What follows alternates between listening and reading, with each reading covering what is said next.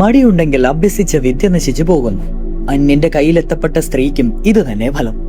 അല്പം മാത്രം വിത്ത് വിതച്ച വയലും ഫലം തരുന്നില്ല.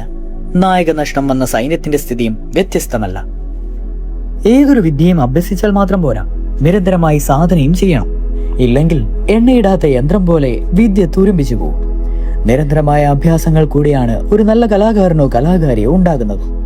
മാത്രമല്ല, വിദ്യ നേടിയെന്നതുകൊണ്ട് മാത്രം മാനസിക പക്വത വരുന്നില്ല.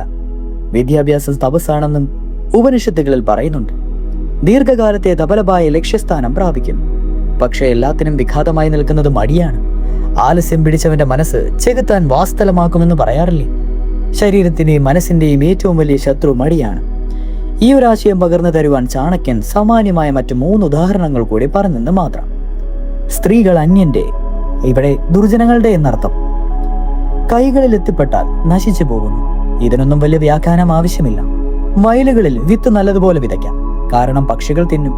പഴുതേറ്റു, കാലാവസ്ഥ ഭേദങ്ങളാലും കുറെ തീർച്ചയായും നശിക്കും. അപ്പോൾ കൂടുതൽ വിതച്ചാൽ അല്പം നശിച്ചാലും സാമാന്യ വിളവ് ലഭിക്കുമല്ലേ?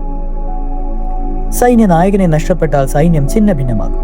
സൈന്യമായാലും രാഷ്ട്രമായാലും അതിന്റെ തലപ്പത്ത് ഭരണപരിചയം, കഴിവും ധൈര്യവുമുള്ള നായകൻ തന്നെ വേണം. നായകനാണ് ധൈര്യം നൽകുന്നത്. അപ്പോൾ മടിയില്ലാതെ പഠിച്ച വിദ്യയെ പരിപാലിക്കുക.